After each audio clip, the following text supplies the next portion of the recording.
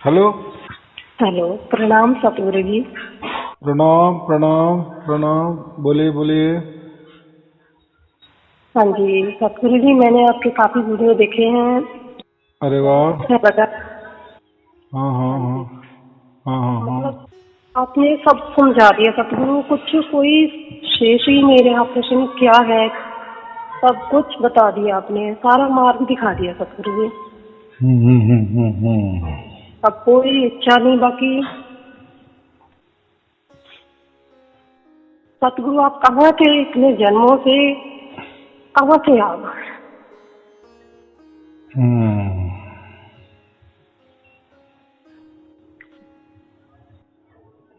आपने कितने वीडियो देखे आज तक? काफी वीडियो देखे सतगुरु, क्या बोलूं कि पहले वीडियो से ही आपने जो मार्ग दे दिया ना सतगुरु, कुछ शेष ही नहीं रहा। हम्म। ना मैं शरीर हूँ, ना मैं मन हूँ, ना मैं श्वास हूँ।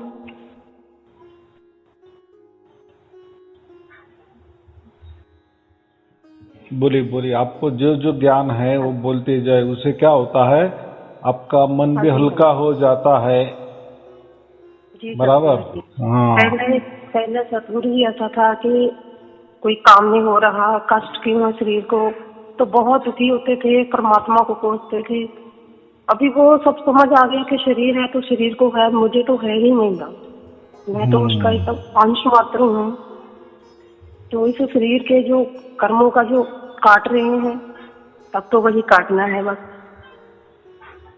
बराबर बराबर। जी सतगुरु जी, ऐसा है सतगुरु जी, आपने जैसे वो नाहत के अनाथ के बताया, ठीक है, बचपन से सुन रहे थे, पाठ पूजा में भी ध्यान है, श्री गुरु ग्रंथ साहब जी का पाठ करते थे बचपन से ही। तो पहले ऐसे लगता था कि घुंघरू की आवाज, जैसे आपने बताया कि बाहर से आ रहा है, मतलब मेरे बाएं कान पे सुन रहा था। फिर वो धीरे धीरे समतल होता गया, ऐसे मधुर, मतलब समतल पतला सीटी की तरह। कभी कभी तो पूरा ऐसे मतलब लगता कि मेरी कंठ में से, मतलब अंदर में से आ रहा है। फिर उसके बाद जो आपकी वीडियो देखने के बाद मुझे अनुभव हुआ, वो ऐसे कि वो ऊपर से जहाँ हमारा ब्रह्मरंध्र है ना, वहां से मतलब आ करके कंठ के बीच में से, मतलब ऊपर से आ रहा है। बाहर का अलग है, वो अलग है। वो जो है वो जो है ना, जो लय है, एक है, अखंडित है, वो लगातार है। ऐसा कि मैं सो भी रही हूँ, सोए हुए हूँ, मतलब मैं नहीं सोई हूँ, शरीर मतलब सोए हुए है, वो लगातार कंटिन्यू चल रहा है दिन रात। वो उस इतना मधुर है, इतना मधुर है कि बस उसमें खोए रहे। आनंद है पूरा सतगुरु जी। वो आनंद जो टूट ही नहीं रहा है। एक तो पता कि कुछ पल का है, खत्म है, कहीं जा रहे हैं, आ रहे हैं, कोई कर्म कर रहे हैं, क्रिया कर रहे हैं, पर वो चालू है। क्योंकि वो स्वयमेव है ना, वो खुद से चल रहा है। वो कोई हमारे कष्ट से या कोई हमारे तरीके से या हमारे कोई विचारों से या कोई कल्पना से नहीं चल रहा है, वो स्वयमेव प्रकट हुआ है। जी वो तो हाँ हम जी, और उन्होंने हमारे लिए हुआ है, ये बहुत बड़ी घटना है। हमारे लिए प्रकट हुआ है हमारे वो। लिए वो है, हमारे लिए हमने, हम कौन है उसको करने के लिए, हमारी तो कोई हैसियत ही नहीं है। उन्होंने, सतगुरु आपने जो दिया है ना, मैं बयान नहीं कर सकती, क्या बोलूं मैं अभी। और देखो ना, ये जो बातें हम ग्रंथों में सुनते थे कि उनको परमात्मा मिला, बिल्कुल बिल्कुल। उनको मिला, तो हम भी थोड़े से संशय में आ जाते हैं, ऐसा कैसा हो सकता है, ऐसा कैसा हो सकता है। जी, जब जब जिस तन लागे वो ही जाने, तब महसूस होता है। ये बात है। जैसे जैसे सतगुरु आपने कुछ दिन पहले मैंने वीडियो देखा कि जैसे वर्तमान समय है, भूतकाल तो बीत गया, जो आयाम है हम पीछे नहीं जा सकते, आगे का आयाम जो चल रहा है, आगे समय बढ़ रहा है। तो उसमें ये है कि वर्तमान को कोई नहीं पकड़ सकता। भविष्य के बारे में हम सोच सकते हैं कि ये करना है। अभी आपने ये समझा दिया कि जो वर्तमान है, जो वो क्षण भर है, शून्य से भी शून्य है, वो वही है जो चल रहा है। वो गूंज रहा है। हम्म, एकदम बराबर है। वही आज जैसा है, वो जो धुन है ना, वो देखो ना, आदि से यानी शुरुआत से जी जी, जहाँ से अनादि, शुरुआत हुआ थी। हाँ, और अनादि तक चलने वाली है। आदि यानी शुरुआत, मेरी शुरुआत जी जी उसकी कैसी शुरुआत हुई ये भी मालूम नहीं है, और उसका एंड आदि कोई शुरुआत अनादि नहीं, कोई वो आकार भी नहीं। नहीं। और अनंत काल से, जिसका अंत होने वाला नहीं, ऐसा काल, उसको अनंत काल कहते हैं ना हम, अनंत, उसका अंत ही होने वाला नहीं। देखो, आदि अनादि बराबर, एक ताल, एक रस, एक लय में चल रहे ना, जी उसको हम सनातन भी कहते हैं। पहले था, आज है, आगे भी रहेगा। वही परमात्मा हमने प्राप्त किया ना, यानी परमात्मा ने हमको प्राप्त किया, क्योंकि हम, वो तो हमसे बड़ा है ना, हम तो कुछ नहीं है। वही वही वही है सब। हम तो नहीं के बराबर, ना के बराबर है, नहीं ही है हम, ऐसा ही समझो। लेकिन उसने हमको प्राप्त किया, और वो फिर हमें समझ में आ गया वो कौन है। अरे वो आदि अनादि से, अनंत काल से चलता आ रहा है, चलता आ रहा है, आगे भी कितना चलेगा वो भी मालूम नहीं है। उसकी शुरुआत कहाँ से हुई वो भी मालूम नहीं है, और उसका अंत का होने वाला वो भी नहीं है। इसलिए उसको अनंत कहा है। अंत ही नहीं, होने वाला ही नहीं रहता ना। अगर कोई उसका अंत होने वाला है, या उसकी कोई शुरुआत हुई है, या उसका अंत होने वाला है, तो वो परमात्मा नहीं हो सकता। बराबर। अगर उसमें निरंतरता नहीं होती, कोई अंतर होता, या वो खंडित होता, लेकिन वो तो अखंडित है, इसलिए वो उसको परमात्मा कहते हैं ना। जब अभी हम वो सार शब्द सुनते हैं, थोड़ा सा विचार करना। प्रकृति, देखो बुद्धि तो प्रकृति वाली है, उसके तो बस में तो परमात्मा ने आना वाला, लेकिन थोड़ा बुद्धि लगाओ कि ये कैसी निरंतरता चल रही है, कैसे अखंडितता चल रही है, कैसा होगा ये आदि अनादि से ये धुन चलती आई होगी। बराबर है। कितना, यानी वो जो घटना हमारे साथ घटी, वो परमात्मा ने हमको स्पर्श किया, तो कितना हम धन्य हो गए। जी जी वही सत्य है, और जो सत्य को प्राप्त करता है उसको ही संत कहा जाता है। देखो, आज तक संत की व्याख्या हम क्या सुनते थे? हम कभी नहीं बन सकते संत, संत संत होते हैं। लेकिन आज जब हम बन गए, वो सत्य ने हमें स्पर्श किया। बराबर, हमने नहीं किया, उसने हमको किया। बराबर। अब उस सत्य में हम घुल मिल गए, क्योंकि अब हमारे वो साथ है, हमारा वो हमको साथ में लेके चल रहा है ना। वो तो चलता ही चलता जा रहा था, और कहाँ जा रहा है वो भी मालूम नहीं, और कहाँ से आ रहा है उसका कोई ऐसा समझो आदि भी नहीं, उसका अंत भी नहीं है। लेकिन जो भी चल रहा है, जैसे ऐसा समझो कि बाजू में कोई रेलगाड़ी चल रही है, और रेलगाड़ी तो चले, लेकिन उसका हमने जो पहले वाला जो मुख है, इंजन वाला मुख, वो भी नहीं देखा है। बराबर। और चलती जा रही है, और वो कब से चल रही है ये गाड़ी, वो भी, और उसका एंड भी नहीं हो रहा है। बराबर।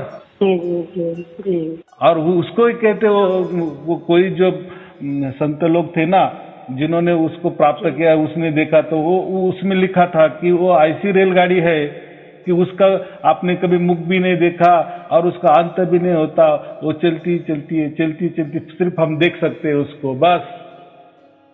बराबर। वैसा वो जो परमात्मा है, आदि अनादि से चल रहा है, अनंत काल से चल रहा है, और निरंतर चल रहा है। यानी वो जो रेल चल रहे है ना, उसमें कोई खंड नहीं है, एक दिख रही है, बस जा रहे, वो खत्म ही नहीं हो रहा है, और होगा भी नहीं। ऐसा ही परमात्मा है। और उसको पहले समझो, वो रेल डब्बा जो है, रेलगाड़ी है, उसका इंजन कैसा होगा, या उसका मशीन कैसा होगा अगले वाला, वो भी किसने नहीं देखा। बराबर। और उसका लास्ट क्या है वो भी नहीं है, तो उसको आदि भी नहीं, अंत भी नहीं। ऐसा वो परमात्मा है, ऐसी वो रेलगाड़ी है, और हो ने हम देख रहे हैं उसको। यानी वो सारे शब्द को हम महसूस कर रहे हैं। जी जी। वो आदि अनादि अनंत का जो निरंतर अखंडित जो परमात्मा है हम महसूस कर रहे हैं। देखो हमारा कितना भाग्य, हमारे आगे कितने पीढ़ी हो गए होगी पहले, उनके इसमें नहीं ये घटना घटित हुई, लेकिन ये संत की प्राप्ति हमको मिल गई इसी जन्म में। सब हमारा जो जितनी पीढ़ी है सबका उद्धार हो गया कि कोई तो भी एक हमारा बंदा हमारे घर में, हमारे वंश में, हमारे पीढ़ी में संत बना और वो उसका जो क्रेडिट आपको मिला। देखो कितनी भेंट दी परमात्मा ने, तो ये आपका भाग्य का ही भेंट है। मिला सतगुरु जी, आपकी वजह से मिला। हाँ, निमित्त मात्र कोई भी हो, लेकिन ऐसा है ना, वो आपका तो भाग्य है ना उसमें, ये बात है। सतगुरु जी ऐसा था कि जब बचपन से भी मेरे को ऐसे आवाज आती थी तो मम्मी को ऐसे बोलना, मतलब उनको लगता था कि कोई दिमागी, मतलब जैसे नाड़ी खुश्क हो गई है, ऐसे डॉक्टर को भी दिखाया था छोटे से जब, कि तभी आवाजें सुनाई दे रही है, कोई दिमाग में जैसे खुश्क ही हो जाता है, ऐसा ऐसा। तो अब सब समझ में आ रहा है कि वो क्या था, क्या है। नहीं, वो एक देखो वो एक बीमारी भी रहती है, वो कान की बीमारी, उसको टिटियस कहते हैं। नहीं वो बीमारी तो कुछ नहीं आया वो था। नहीं ऐसी होती है, एक बीमारी होती है, ऐसा मैं बोल रहा हूँ। लेकिन वो बीमारी कैसे समझ में आती है, वो बहुत हमें तकलीफ देती है, बहुत तकलीफ देही होती है, इसलिए तो उसको बीमारी कहते हैं ना। लेकिन ये हमें तकलीफ नहीं देती, इसका मतलब ये बीमारी नहीं है, ये मैं बोल रहा हूँ। नहीं है, ये तो आनंद देती थी। हाँ जी हाँ जी, बिल्कुल। जैसे ऐसे लगता था तो कुछ तो है, कुछ बज रहा है, कहाँ से आ रहा है, कहाँ से, कुछ तो पता चले। तो जैसे वो हमारी आत्मा वाली जो धुन थी, देखो जो हमारी पहले वाली धुन जो थी ना हमारी आत्मा वाली, उसमें तो भी खंड था ना। जैसे हम कोई शांत स्थली गए तो हमें सुनाई देते थे, या हमें कान दबाए तो सुनाई देते थे, या कभी कभार ऐसे ही बज गई बस। लेकिन उसमें निरंतरता नहीं थी। लेकिन निरंतर तो परमात्मा है ना। लेकिन जब वही हमारी आत्मा वाली धुन, इतना भी शोर है, कुछ भी कर रहे हैं, वो तो चल ही रही है, और इतनी लय है, मिठास है कि शांत स्थिर है। मैं वही बोल रहा हूँ, जैसे ये हमारा जो आत्मा है या सुरती है, जो उसमें चली जाती है, वो शब्द में लीन हो जाती है, जैसे अभी आपकी हो गई, इसीलिए वही आपकी अखंडित वाली धुन, अंतर वाली धुन निरंतर में बदल गए ना। क्यों?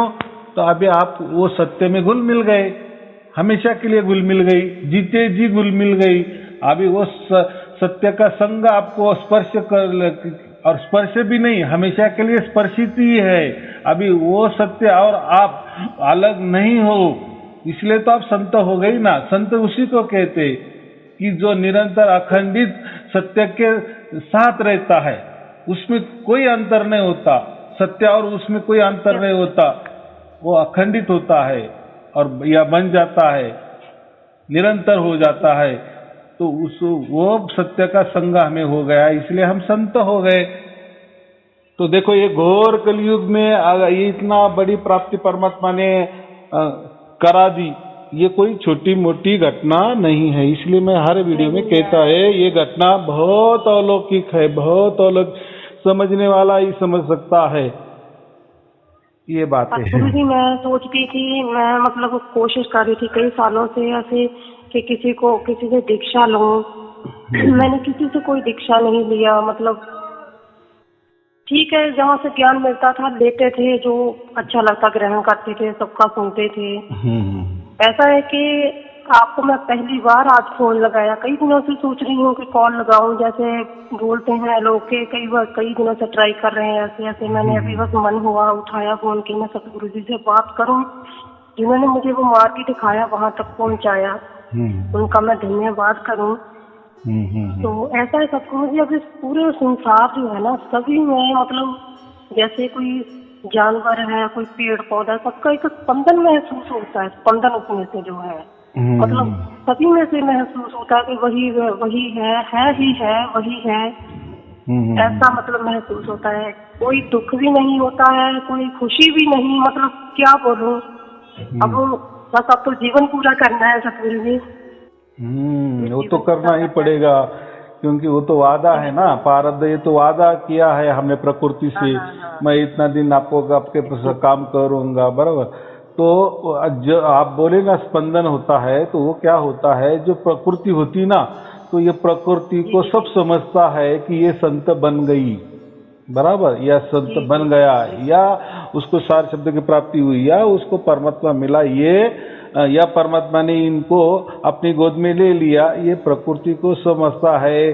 काल, प्रकृति माने काल माने मन माने शरीर माने, ये सब एक ही शब्द है, लेकिन हम उसको थोड़ा अलग अलग उसकी व्याख्या करते हैं, या अलग प्रकार से उसको समझ लेते हैं। लेकिन तो यही काल माथा न माता है, जो कहना न कहना, हमने ऐसा सुना है ना कि माथा कैसा, काल कैसा माथा से, अरे हम तो उसके कब्जे में है, उसके तो जेल में हम बंद है, कैसा हो सकता है। तो ये अभी आपको समझ में आया कि काल माया माता न माता, या प्रकृति हमारे हाथ जोड़ के खड़ी होती है। क्योंकि देखो उनको सब समझता है ना, देखो प्रकृति तो ये पुरानी है ना, वो भी आदि अनादि से है ना, तो कौन क्या चीज है उसको तो सब मालूम है ना, बराबर कि नहीं। तो वैसे उनको सब समझता है, काल को समझता है, प्रकृति को समझता है कि ये आदमी कहाँ पहुंच गया, या ये लेडी कहाँ पहुंच गई उनको। इसीलिए वो हमें उनका वो नमस्ते करती है, ऐसा समझो कि आपने बहुत अच्छा किया कि परमात्मा को प्राप्त किया।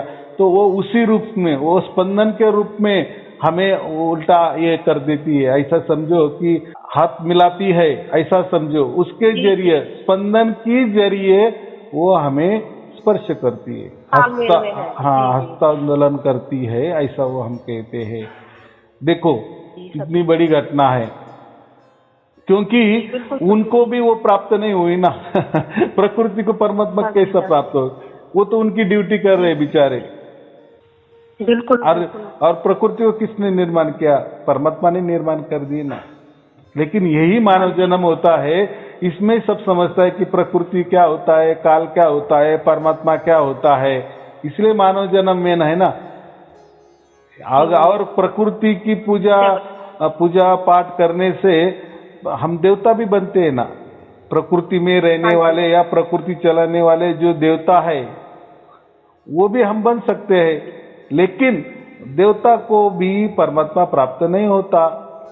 उसके लिए वो उन्हें वापस मनुष्य जन्म लेना पड़ेगा और परमात्मा प्राप्त करना पड़ेगा।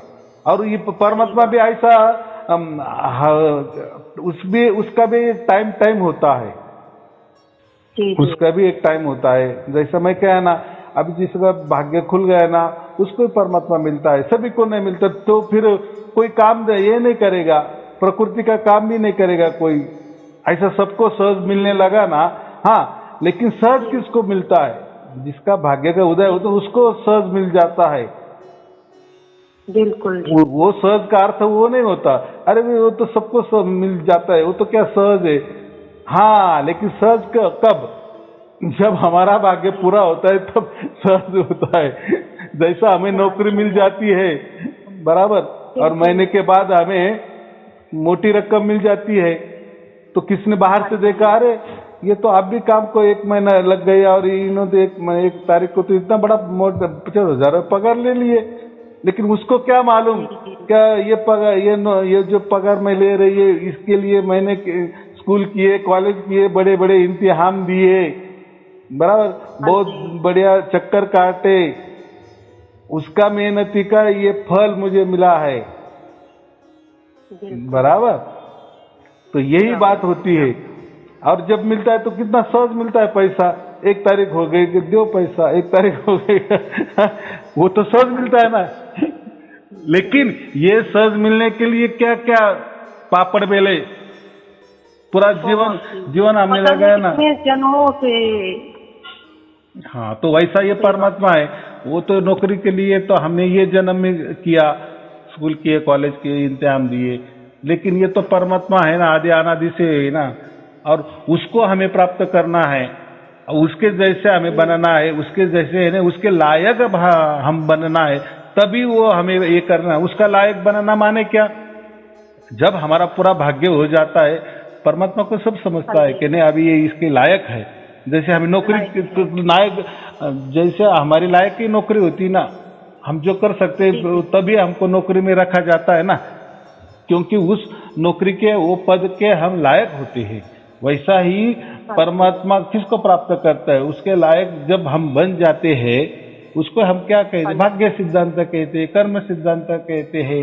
जी जी जी। हाँ, वो दायरा उसको मालूम, परमात्मा को मालूम, हमको नहीं मालूम। अगर कोई कहेगा, कोई गुरु कि नहीं हम शुद्ध पवित्र ये जाप से बन सकते हैं, या कोई अजापा से बन सकते हैं परमात्मा के लायक, या कोई ध्यान करने से परमात्मा के लायक, तो वो ये बोलने वाली बात है, या कथा कीर्तन है, वो उससे नहीं। ऐसे तो सब कर रहे, फिर सब ध्यान कर रहे, सब नाम जप रहे, सब गुरु की पूजा कर रहे, सब कर रहे, तो किसको हुआ? गुरु जी कोई पूजा नहीं करना कुछ नहीं है ही नहीं, बस अब तो वही है, बस वही है। तो एकम है, ऐसा लगता है कि पूरा संसार, पूरा ब्रह्मांड एकम एक ही है, एक ही लय हो गया है अब तो सतगुरु जी। तो अभी अब वो परम ज्ञान हमें प्राप्त हुआ ना, तभी हमको ये अभी समझ में आ गया ना, तो बस वही है, बस उसके अलावा कुछ भी नहीं है। क्योंकि ये जो भी हम आंखों से देखते हैं, कानों से सुनते हैं, ये सब नाश होने वाला है। जो का काम है। हाँ, यानी इंद्रियों से भी जो भी करे, विचार करते हैं, कल्पना करते, सब नाशवान है, बराबर नाशवान है, बिल्कुल जी बिल्कुल। हाँ, लेकिन निरंतर जो है, आदि अनादि जो है, अखंडित है, अमर जो है, बस एक परमात्मा ही है, उसके सिवा कोई दूसरा नहीं है। क्योंकि सबका नाश होगा, प्रकृति का नाश होगा, काल का भी नाश होगा, लेकिन परमात्मा का नाश कभी न, वो अविनाशी है, वो अविनाशी है, अविनाशी है, बिल्कुल जी बिल्कुल। हम नाशी है, हमारा विनाश होता है क्योंकि हम प्रकृति है। लेकिन हम जीते जी हमने परमात्मा को प्राप्त किए, इसलिए तो मैं कहता हूँ ना, हम अमरता को प्राप्त किए ना अभी, हम अमर बन गए अभी। क्यों? तो हमें जीते जी हमने अमरता क्या है उसको महसूस कर रहे हैं, हमारे आत्मा ने उनको प्रकट लिया है अभी। एकदम बराबर हो गया है अभी उनसे, बिल्कुल जुड़ गए। हमें उसमें कोई अंतर ही नहीं है, बस वही है। हमारा मिलन ही हो गया है, हमारा मिलन ही हो गया है। जैसे कोई हम कहते ना, दुल्हनिया जो रहती है, उन्हें दूल्हे के गले में माला डाल दी, बस उसी वक्त उसी क्षण वो उसकी हो जाती है, नाम भी बदल जाता है, सब घर भी परिवार भी सब बदल जाता है ना उसी क्षण। वैसे जब हमें सारे शब्द प्राप्त होते तो फिर हमें ये प्रकृति वाले आत्मा की बातें, प्रकृति वाले बातें, काल की बातें, पूजा की बातें, कोई बंधन की बातें, गुरु पूजा की बातें, ये कोई मायने नहीं रखता, क्योंकि गया मायने नहीं रखते, बिल्कुल बिल्कुल बिल्कुल। हाँ, हम सब चेंज हो गया। किसी से कोई नफरत नहीं है, किसी से कोई प्यार भी नहीं है, सबके साथ हूँ पर सबसे अलग हूँ। हाँ, एकदम बराबर। हम अभी पाप पुण्य के परे गए, शुभ अशुभ के परे गए, अच्छा बुरा के परे गए। ये तो अच्छा बुरा, पाप पुण्य, ये तो सब प्रकृति वाले विषय है ना, ये प्रकृति तो नाशवान है, बिल्कुल जी बिल्कुल। हाँ, लेकिन देखो ना, जब तक ये परमात्मा किसको नहीं प्राप्त हुआ, तब तक तो यही करने पड़ते, यही तरीके रहते ना प्रकृति में, और वही लोग करते हैं ना। बिल्कुल बिल्कुल। जैसे जाप करना, जपा करना, गुरु की भक्ति करना, और उसमें भी और उसके अलावा क्या चाह रहा है दूसरा। लेकिन अभी हमको मिल गया ना, अभी बाकी लोग करे, वो उनका प्रारब्ध उनके साथ, या उनका भाग्य उनके साथ, उनका कर्म सिद्धांत उनके साथ। हमारा तो ये लॉटरी लग गई हमारी, ऐसा समझो। यानी लॉटरी भी लग गई तो उसके लिए हमने मेहनत की है, पहले की है, हमको मालूम नहीं, लेकिन हम उसके लायक बन गए, इसलिए तो उसने हमको गोद में बिठा लिए ना। जी। हाँ, वैसे हम जैसे हमको नौकरी मिलती है, वो पद के हम लायक हो गए, इसलिए कंपनी ने हमें वो पद दिया ना, वो नौकरी दिए ना। बाकी को नहीं दिए तो वो उनके लायक नहीं होगे ना। ऐसा सबको थोड़ी मिलती है क्या वो नौकरी। ऐसा ही परमात्मा है, उसके लायक हम बनते, इसलिए वो हमें खींच लेता है, उसके गोद में बैठा लेता है, बिठा लेता है। कितना सहज बात है, क्या उसमें ज्यादा ये करने की नहीं जरूरत। बराबर। बिल्कुल सहज। मतलब सतगुरु जी अब तक देख रहे थे ना, जितने भी संत गुरु है सबका, ठीक है, बहुत ज्ञान मिला। मतलब यही ढूंढ रहा था अंदर से कि कोई ऐसा मिले, कुछ अलग हो, कुछ सत्य, जो अंतिम सत्य है वो ढूंढ रहे थे, बस वो मिल गया आपसे। आप देखो ना, हमारा प्रकृति में भी ऐसा होता है ना, जैसे हम जी जी परीक्षा जाते हैं तो एक बरस बहुत सारा पुस्तक का गैप, पूरा पुस्तक पास कर लेते हैं, लेकिन परीक्षा में जाते हैं तो उसमें थोड़ा आता है। जो कभी ऐसा भी कोई सवाल आ जाते हैं कि हमको मालूम भी नहीं होता, ऐसा वो पुस्तक में आ जाता है। तो ऐसा ही होता है। देखो हमें जब प्राप्त हुआ तो देखो कोई गुरु प्रणाली काम नहीं आई, कोई गुरु परंपरा काम नहीं आई, कोई गुरु सेवा काम नहीं आई, ना कोई हमारे धर्म ग्रंथ काम आए, ना कोई हमारा धर्म काम आया, कुछ काम नहीं आए। कौन काम आए, सब अलग ही वो ऑटोमेटिक हो गया ना सब कुछ। जी जी जी। तो गुरु अब मेरा ये आपसे अनुरोध है, प्रार्थना है कि जो गुरु दक्षिणा का है कुछ, वैसे मैं तो कौन हूँ, मैं आपको दे सकूं कुछ, मेरी ना कोई औकात है, इसका तो मैं आपको क्या दे ही नहीं सकती मूल्य जो आपने दिया है। इसकी कोई कीमत ही नहीं है, संसार में है ही नहीं जो जो गुरु से मिलता है। बिल्कुल जी। गुरु दक्षिणा ये जो रहता है ना, ये एक भाव रहता है। और देखो आपने जितना भी दिया ना, तो आपके कष्ट का दिया, बराबर। और जो हम कष्ट का किसी को पैसा देते हैं ना, उसमें हमारा बहुत बड़ा भाव रहता है। ये देखो ऐसा रहता है ना, जिसके हमें 10 रुपए भी अगर हमारा गुम गया तो हम कितना विचार करते हैं, कैसा क्या गया, मैं तो बराबर बाहर निकली तो 10 रुपए तो मैंने बराबर पॉकेट में रखे थे, ऐसा कैसा गया, ऐसा कैसा, क्यों? तो आपने वो कष्ट से कमाया था, इसलिए आपका मन वहां गया, आपका शरीर भी वहां गया कि ऐसा कैसा हो गया, मेरा 10 रुपए गया। तो ऐसा ही होता है जब हम गुरु दक्षिणा देते हैं ना, उसके अंदर ये भाव रहता है, हमारा तन मन धन हम जो कहते हैं ना, वो भाव रहता है कि चलो इन्होंने कुछ तो भी दिया। देखो वो तो अमूल्य वस्तु है, वो तो उसका तो कोई पूरे इसमें नहीं है। और कोई गुरु भी ऐसा नहीं कहता ना कि मैंने बहुत बड़ा ये दिया, ये दे दो। वो आपका भाव है, वो भाव हमको चाहिए। तो आप जो हमें गुरु दक्षिणा देते हैं, वो भाव के रूप में हमें देती है। हम समझते हैं कि चलो इनका भाव है, इन्होंने माना कि हमें सच्ची कुछ तो भी वस्तु दी, इन्हें इनका विश्वास हो गया। गुरु दक्षिणा का मतलब क्या, एक रजिस्ट्री, हम क्या कहते हैं, रजिस्ट्री हो गई कि हाँ, कि मुझे अभी मालूम हो गया, मुझे सारे शब्द बराबर मिल गया, मैं अभी संतुष्ट हूँ, बस अब इसके आगे कुछ नहीं है, ये मेरा भाव हो गया, वो ये अभी आप ये स्वीकार कर लो और मुझे अभी ये कर दो, बंधन से अभी मुक्त कर दो, बस कोई लेना नहीं, अभी देना नहीं है। जो मेरी बात चली आई उससे मैंने ये किया, बस वो भाव रहता है, उसके पीछे भाव रहता है। बिल्कुल बिल्कुल बिल्कुल।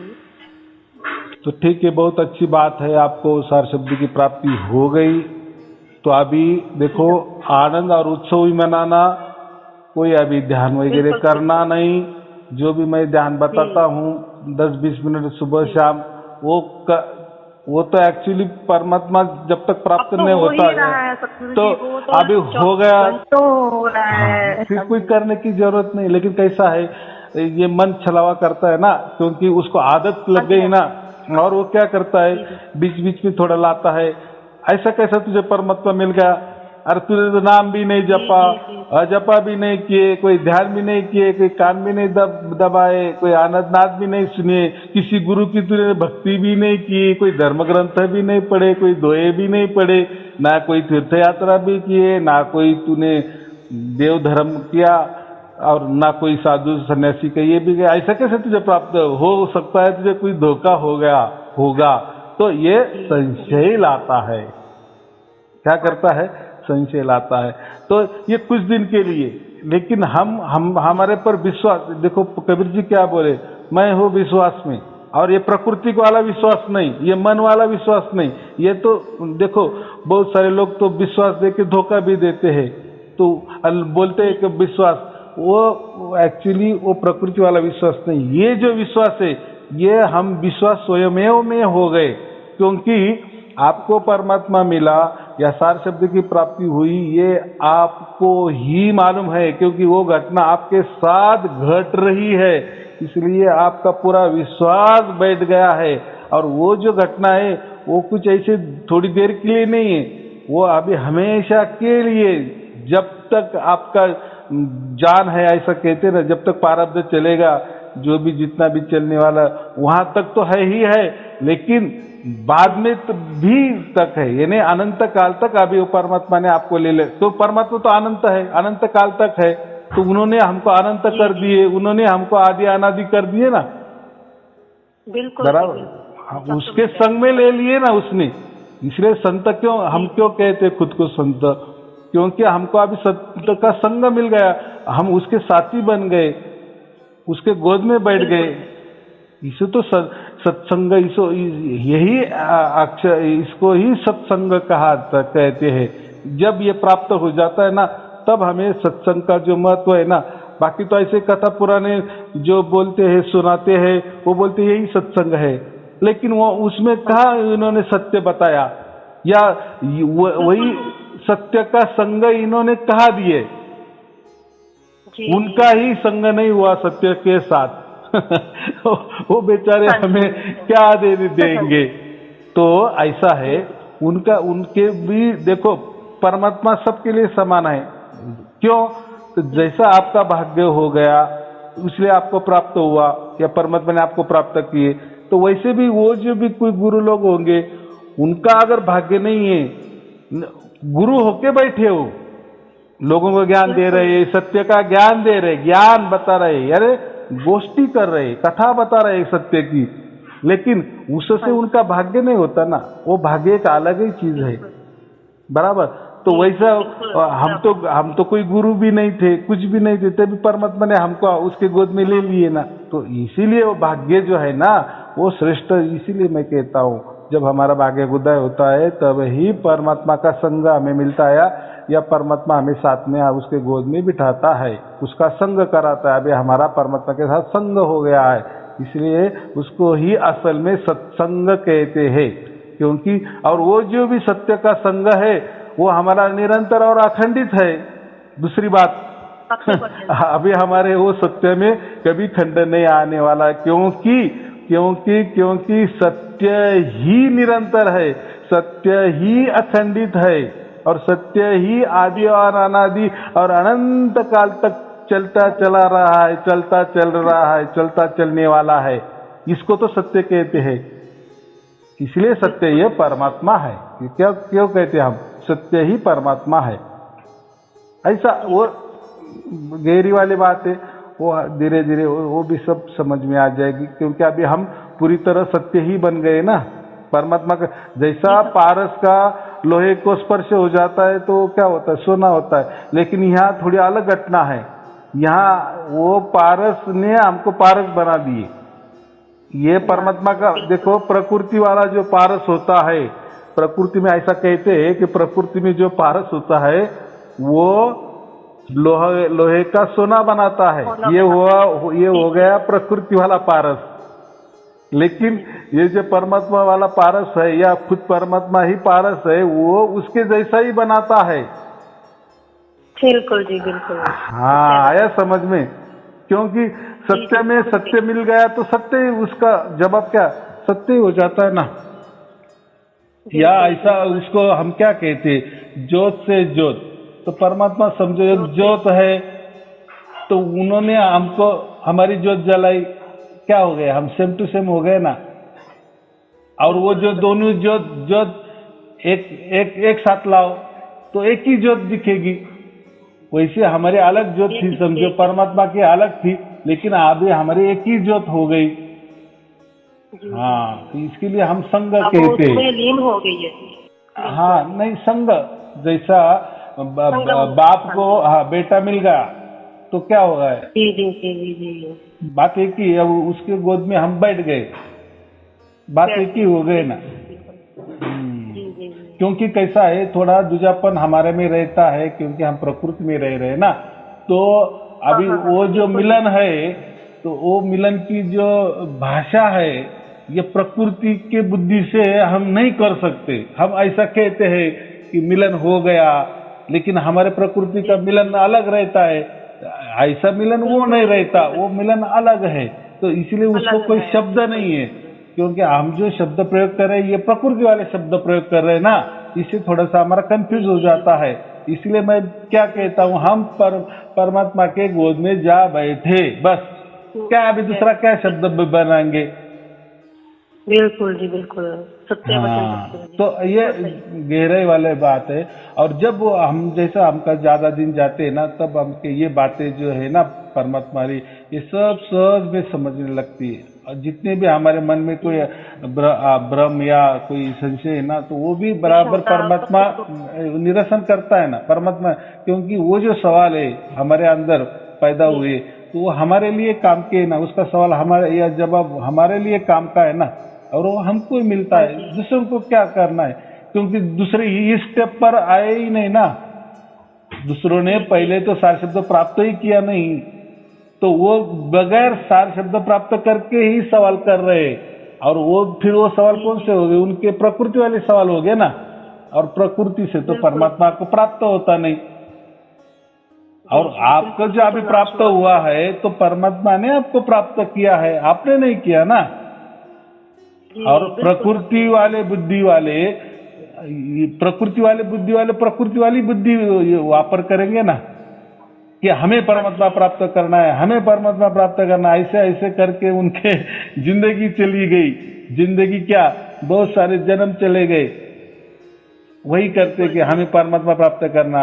अरे भाई, परमात्मा हमें प्राप्त नहीं होता, परमात्मा ही हमें प्राप्त कर लेता है, तब वो हम परमात्मा की गोद में बैठ जाते हैं। तो सार शब्द का मतलब वही है। सार शब्द माने ही सत्य, सत्य माने ही परमात्मा, बस।